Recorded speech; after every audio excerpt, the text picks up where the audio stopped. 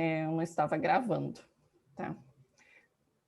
Então, só voltando aqui rapidinho.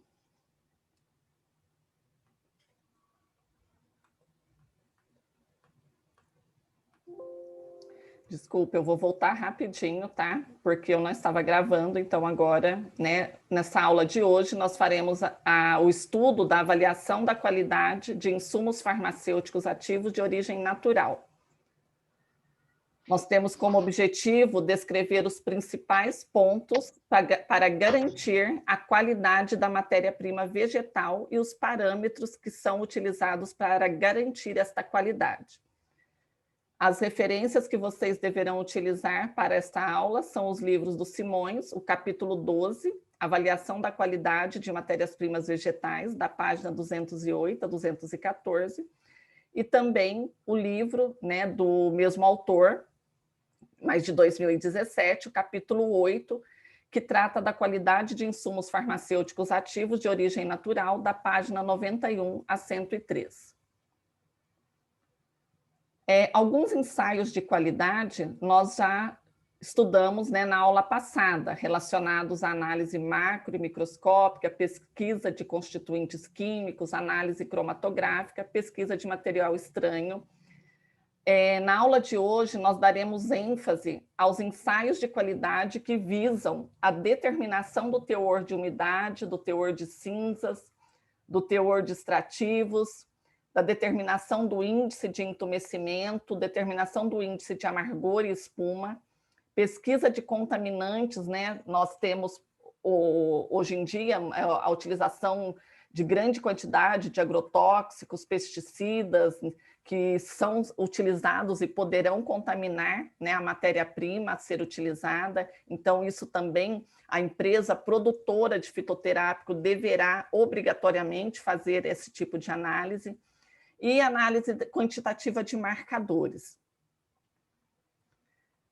Então, em relação ao teor de umidade, nós sabemos que o excesso de água, ela favorece o crescimento microbiano, o aparecimento, né, de micro-organismos, como, por exemplo, fungos, bactérias, vírus e até mesmo insetos.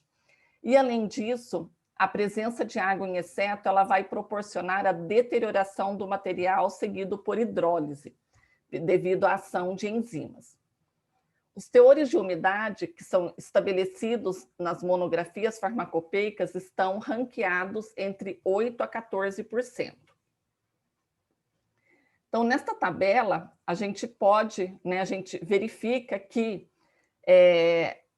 independentes do órgão vegetal, se ele é uma casca, se é folha, uma raiz, rizoma ou semente, os teores de umidade no material seco, ele varia, né, de 8% a 14%. Então, aqui para casca, de 8% a 14%, para ervas, de 12% a 15%, folha, flor, fruto e raiz, os valores são, né, de 8% a 14%, e rizoma e semente, de 12% a 16%. Obviamente que para o material fresco, a quantidade de umidade presente, né, nesse órgão, ele poderá ser maior, tá? Que variando, então, geralmente de 50% até 95%. Semente, né, a gente tem, obviamente, né, pela característica morfológica do órgão, um teor baixo de umidade de 10% a 15% apenas. E aqui estão os métodos que poderão ser utilizados para a determinação do teor de umidade. Então, nós temos o método gravimétrico, que foi o que nós utilizamos, né, realizamos no laboratório, que foi a dessecação em estufa, né? Então, nós colocamos o material a temperatura de 100 a 105 graus, e a gente, então, verificou, né, que após as medidas, após 5 horas, nós realizamos a primeira medida, né, a primeira determinação do peso dessa matéria-prima, e fizemos, então, uma segunda medida, e a gente lembra, né, vocês deveriam lembrar, que o valor da segunda medida, ela não deverá ser superior, né? A diferença deverá ser menor que 5 miligramas, né? Para a gente encerrar essa análise. Qual que é a principal desvantagem? Alguém se lembra?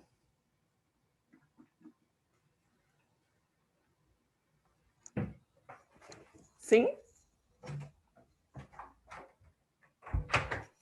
Não. Não? Qual que é a principal desvantagem do método que nós utilizamos?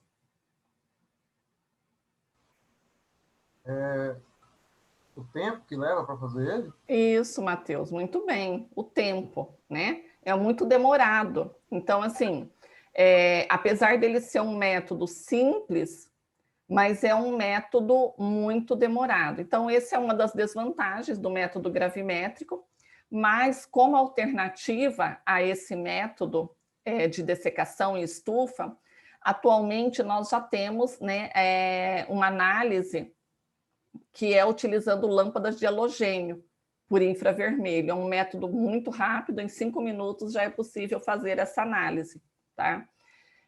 Além disso, nós temos outros métodos que também poderão ser utilizados para determinar teor de umidade.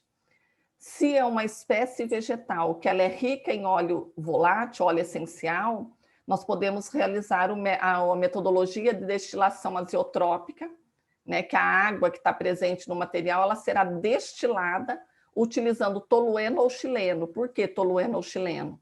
Porque são solventes que são immiscíveis, né?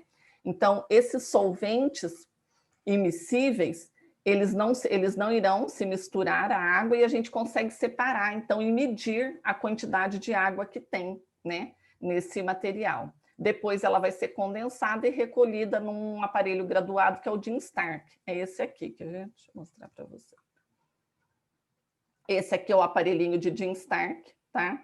Então, a água que está presente, ela é coletada aqui, esse tubo ele é graduado, e a gente consegue, então, determinar o valor, né? Então, esse aqui é um método de destilação azeotrópica, que também poderá ser utilizado em compostos que apresentam grande quantidade de óleo essencial, e a gente também consegue determinar a quantidade de água. E tem um quarto método ainda, tem 2 aqui, né, que eu falei, que é em estufa e halogênio, destilação azeotrópica, e o método volumétrico, que é o Carl-Fischer, né? Então, na titulação, nesse método volumétrico, a gente utiliza o reagente que nós chamamos de Carl-Fischer.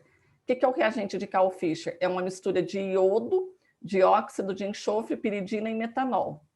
Então, o que vai acontecer? O iodeto, tá, presente nessa mistura, ele será reduzido a iodo em presença de água. Então, a titulação vai ser feita dessa forma aqui, né, verificando essa reação do iodeto para iodo, né, que ocorrerá na presença de água. E é empregado para amostras que têm baixo teor de umidade, né? Então, por exemplo, as sementes, né, que têm baixo teor de umidade, a gente poderia utilizar um método volumétrico de Carl-Fischer para fazer essa determinação. E nós temos também, né, uma outra metodologia, que é a determinação de cinzas totais, que foi a aula prática que nós realizamos ontem no laboratório, né?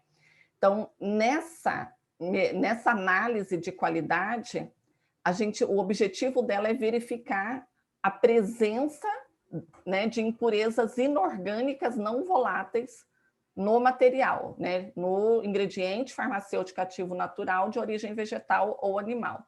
Então, assim, é uma análise da qualidade, da pureza, né? Porque a gente vai verificar se existem impurezas inorgânicas. Então, nós fizemos a determinação de cinzas totais. Por que cinzas totais? Porque ela não diferencia se essa impureza é de origem fisiológica ou não fisiológica. Cinzas totais é porque a gente está calculando ou analisando a presença de carbonatos, de fosfatos, cloretos, óxidos, que são de origem fisiológica, juntamente com a presença de areia, pedra, gesso e terra, se estiverem presentes, né? Nesse material, né? Nesse FAM, tá?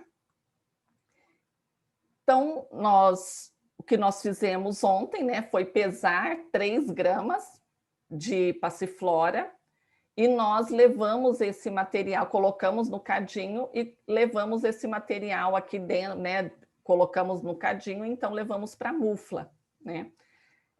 Nós fizemos isso, né, colocamos esse material dentro do cadinho e dentro na mufla, uma temperatura de 200 graus durante 30 minutos.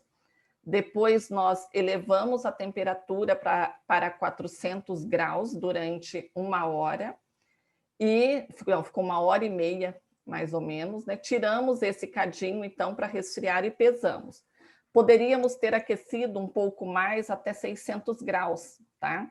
Mas aí nós retiramos, então, né, da mufla, e por isso que a determinação do teor de cinzas, que vocês vão ver no cálculo que vocês vão obter, vai dar em torno de 12%, 14%, porque ainda não tinha o material inicial, a amostra inicial, ela não tinha sido transformada 100% em cinzas ainda, tá? Então, nós retiramos antes do tempo necessário para vocês, né, terem conhecimento de como que era realizada a metodologia, tá? Então, segundo a farmacopeia brasileira, o limite máximo de cinzas em uma matéria-prima vegetal deve ser determinado caso a caso.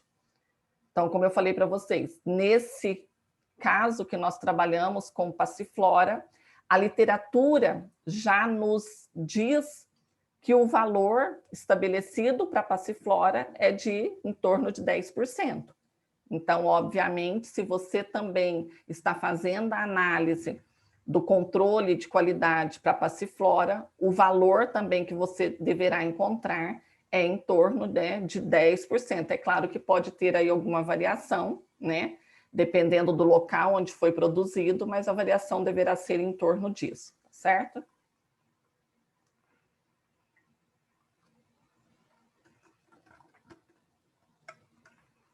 Nós temos também, podemos realizar também a determinação de cinzas sulfatadas.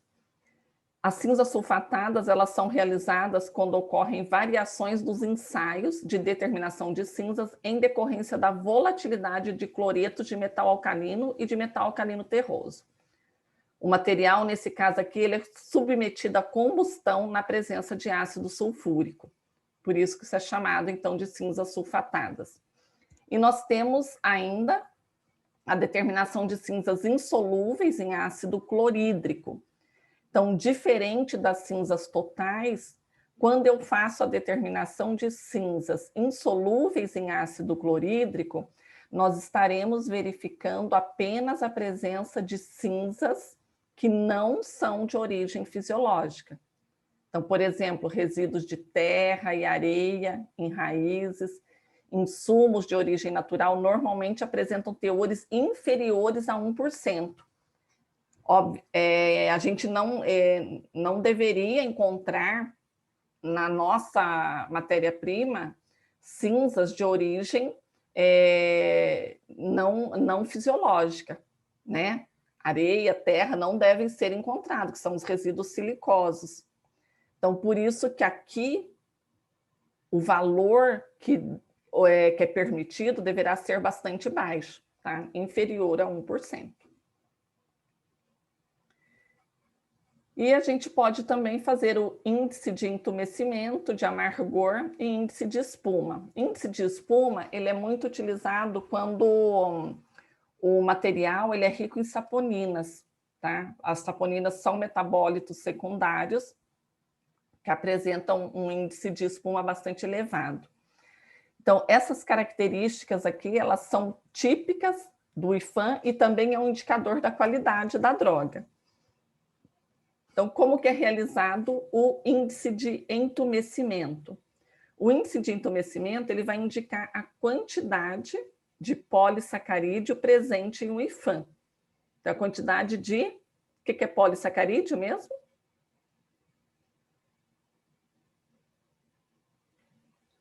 O que é um polissacarídeo? O que você está verificando quando você está fazendo o índice de entumecimento e você está procurando ou determinando o valor de polissacarídeos?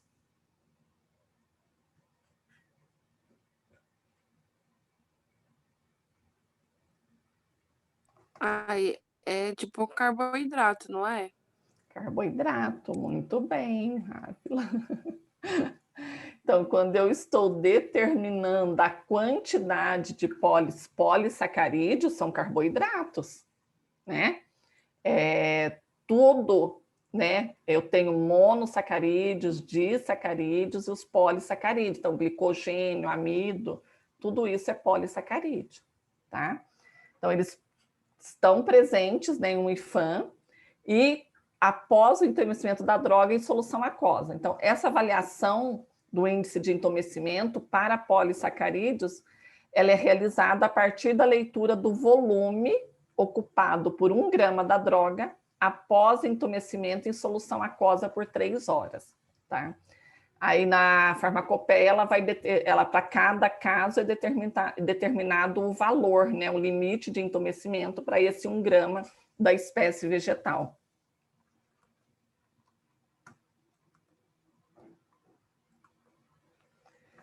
Já o índice de amargor, ele é realizado quando a gente compara o sabor amargo percebido, né, na amostra com uma solução de cloridrato de quinina.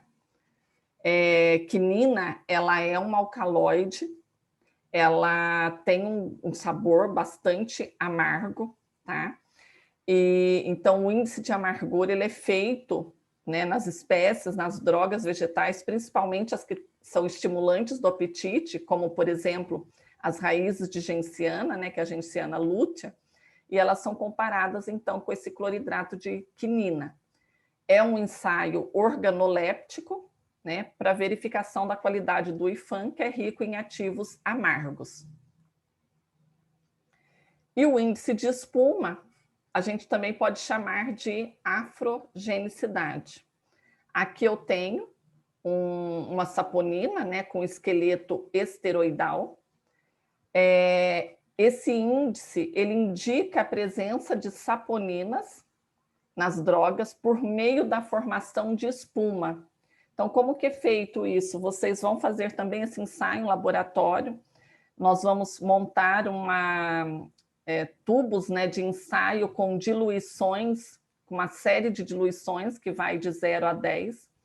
Aí ele é muito simples, seguido de agitação vigorosa. Após repouso por 15 minutos, vocês vão medir o halo de espuma que é formado.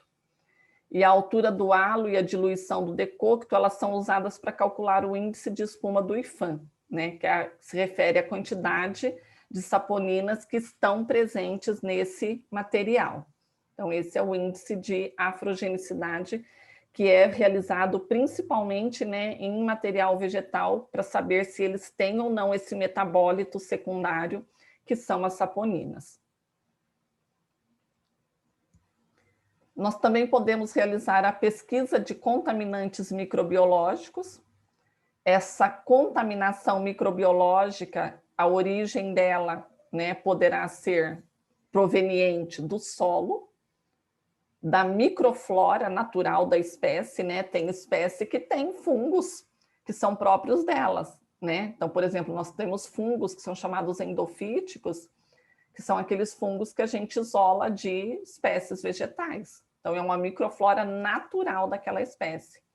Ou ainda esse micro-organismo, ele poderá ser introduzido na espécie, né, na droga, durante a manipulação. Então, o teste, a pesquisa, né, para contaminante microbiológico, ela é realizada através do número de unidades formadoras de colônias. Então, a gente emprega geralmente um desses 3 métodos, que é a filtração em membrana, contagem em placa ou diluição seriada. E aí as farmacopeias, né, a farmacopeia brasileira, ela traz para a gente os valores que são considerados permitidos, né, para contaminante microbiológico. Então, nós temos aqui, por exemplo, para preparação para uso oral, contendo matéria-prima de origem natural. Então, o valor de bactérias aeróbias permitidas é de 10 a quarta unidades formadoras de colônia por grama, ou ml. E o valor de fungos ou leveduras que poderão estar presentes é de apenas 10 a 2 unidades formadoras de colônias por grama ou ml. Nesse tipo de preparação para uso oral, né, de matéria-prima que contém de origem natural, ela não deverá ter presença de Escherichia coli, Staphylococcus aureus, ausência de salmonelas e poderá apresentar um máximo de 10 a 2 bactérias gram-negativas bitolerantes, né, em 1 grama ou 1 ml. Da mesma forma, a farmacopeia ela estabelece valores da presença de bactérias e fungos em drogas vegetais que serão submetidas a processos extrativos a quente e aquelas que serão submetidas a processos extrativos a frio, certo? E nós também temos que realizar, né, a pesquisa de micotoxinas. Então, vocês lembram de micotoxina? Toxina de... Alguém lembra do que é?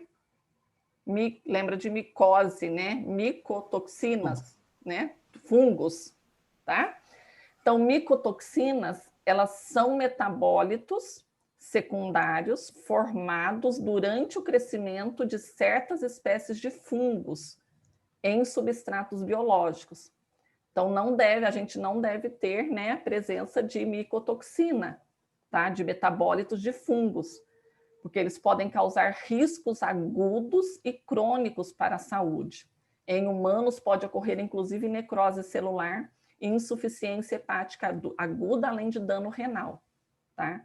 Então, micotoxina é um metabólito, né, produzidos por fungos que deverão ser extremamente controlados. Então, nós temos cerca de 20 micotoxinas que são conhecidas por ocorrerem com frequência e em concentrações toxicologicamente nocivas em produtos vegetais. Então, aqui eu coloquei alguns exemplos dos principais fungos que são produtores de micotoxinas, e aqui quais são as micotoxinas que eles produzem. Então, o aspergillus produz aflatoxinas, o penicillium, ocratoxinas, fusarium, tricotecenos, e a alternária é um fungo que produz alternariol e ácido tenoseazônico. Lembrando que entre as aflatoxinas que são produzidas pelo aspergillus, a mais tóxica de todas é a aflatoxina B1. O limite delas é a de apenas 2 microgramas por quilo no IFAM. E as aflatoxinas B1, B2, G1 e G2, elas têm um limite de 4 microgramas por quilo no IFAM. Essa pesquisa de micotoxinas, ela pode ser realizada qualitativamente, né, por cromatografia em camada delgada, ou quantitativamente, por cromatografia líquida de alta eficiência, cromatografia gasosa, ou ainda por métodos imunoquímicos, como, por exemplo, ELISA.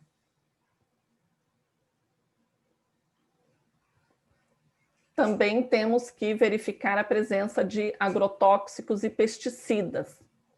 Então, eles são usados, né? Nós sabemos que os agrotóxicos, os pesticidas, eles são utilizados para evitar a infestação do material vegetal com grandes quantidades de espécies indesejáveis. Então, às vezes, a empresa que está produzindo uma matéria-prima com a finalidade de ser produzido um fitoterápico, ela utiliza agrotóxico ou pesticida para evitar a infestação, né, de outros agentes. Então, poderão ser utilizados herbicidas, né, os fungicidas, inseticidas, raticidas, tá? E os pesticidas, eles podem estar presentes em drogas vegetais e devem ser controlados. Porque, como eu disse, é normal a empresa utilizar, né? mas ele deve ser utilizado de maneira que não seja prejudicial e seja em quantidade, né, aceita para a produção daquele medicamento. A presença de agrotóxicos no IFAM, ela pode ser resultado também, tá, de contaminação acidental. Então, do material oriundo de regiões próximas a cultivo intensivo, onde são adotadas práticas agrícolas como pulverização e tratamento de solos. Ele pode ser resultado do emprego impróprio dessas substâncias em cultivos agrícolas e ou administração de fumigantes durante o armazenamento. Então, às vezes, também a pessoa utiliza em quantidade exagerada, né? Em quantidade maior que a necessária, ou imprópria, né? De maneira imprópria. Então, desde 2014, foi publicada, né, essa RDC número 26, tá?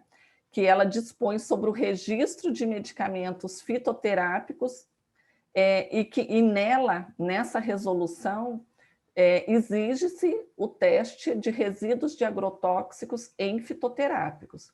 Então, toda empresa produtora, né, de fitoterápicos deverá fazer essa análise.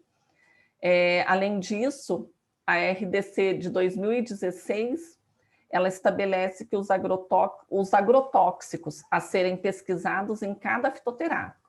Então, lá nessa RDC, eu tenho uma lista, né, de todos aqueles agrotóxicos que deverão ser pesquisados no medicamento fitoterápico. E a mais recente, né, a RDC 235 de 2018, ela estabeleceu um prazo de até 25 de junho de 2019, então já acabou o prazo das empresas fabricantes, né, que devem apresentar à Anvisa testes de análise de resíduos de agrotóxicos para todos os medicamentos registrados no país. Então é bastante recente, né, essa norma, mas desde 2014 aqui já era estabelecido, né, a necessidade, mas aí mais recentemente então foi, né, exigido da Anvisa essa análise. E aqui nós temos, então, alguns grupos, né, de pesticidas, fumigantes, que deverão, então, ser controlados de acordo com as exigências da Anvisa, né? Então, pesticidas, nós temos inseticidas, herbicidas, fungicidas e os fumigantes, que são os agentes químicos. E aqui a denominação química deles. E as prováveis fontes de contaminação, né? Solo, água, o ar, durante o cultivo, o crescimento, né? O processamento na pós-colheita, então todas essas fontes poderão ser locais da presença, né, de agrotóxicos que poderão estar contaminando o IFAM.